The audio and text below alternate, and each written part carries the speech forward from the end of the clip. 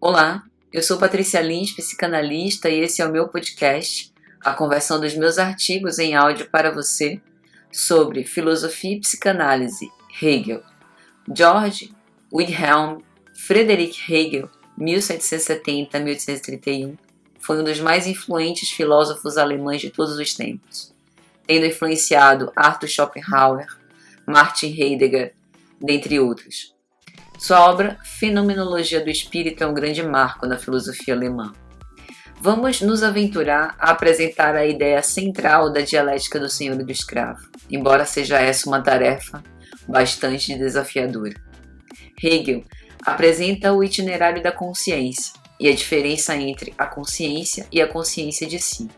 A dialética do senhor e do escravo está na consciência de si, que se inicia como desejo, apetite, e tem a tendência de se apropriar das coisas, fazendo tudo depender de si, buscando o outro para poder ser, o que acaba destruindo-o como outro.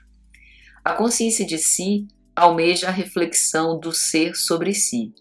A singularidade de cada ser vivo se reconstitui na unidade do todo e, para satisfazer-se a consciência, ela necessita de outra consciência de si.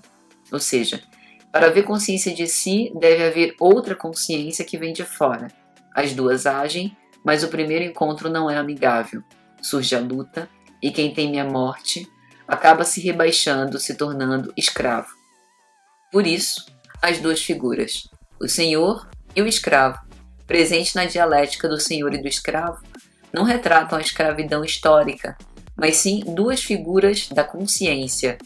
O senhor é aquele que não desistiu da luta por medo da morte. O escravo é o que desistiu, tornando-se escravo. Nesse processo, ele, o escravo, trabalha e continua temendo a morte. Chega um ponto em que a consciência escrava se dirige ao reconhecimento, pois o que o escravo faz é agir pelo senhor, trabalhar para ele. Ao reconhecer isso, nesse processo dialético, o escravo irá se tornar uma verdadeira consciência. Nessa configuração, o senhor acaba dependendo do escravo, pois é este quem trabalha, e o senhor não sabe mais trabalhar, só ordenar. O escravo é o que continua trabalhando e continua temendo a morte. Logo, a constituição do escravo, que se dá pelo medo e pelo trabalho, é justamente o que faculta, após o auto-reconhecimento do escravo, que ele se torne um ser para si. Pelo trabalho, o escravo supera a sua condição e o senhor acaba se rebaixando, pois não consegue mais desenvolver o seu trabalho. E é nesse momento que ocorre a inversão dos papéis. O escravo se torna senhor e o senhor se torna escravo. O escravo deixa de ser para o outro um objeto, diria a psicanálise, e se torna um ser para si. Assim, a questão do trabalho e do medo da morte são centrais para a formação do indivíduo. Fazendo uma aproximação da dialética do senhor e do escravo com a psicanálise, vamos primeiro abordar a questão do desejo.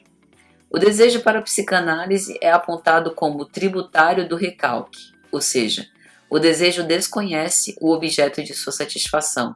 Tudo que pode saber sobre ele é uma pista perdida, um impulso insistente, mobilizado pelo inconsciente como um contorno oco a ser preenchido. E são as pulsões que direcionam tal desejo a essa busca incessante de reviver a primeira emoção perdida, mas sabida de algum modo.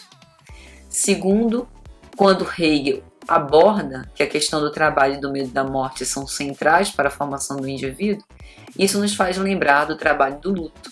Freud aborda em Luto e Melancolia, 1917, que o trabalho que o luto realiza é o da exigência da retirada das ligações libidinais com o objeto de amor.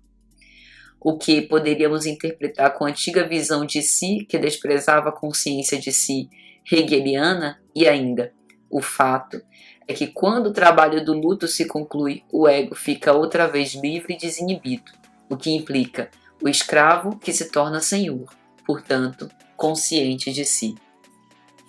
Eu sou Patrícia Lins, psicanalista, e este foi o meu podcast, a conversão dos meus artigos em áudio para você sobre filosofia e psicanálise, Hegel. Te vejo na próxima.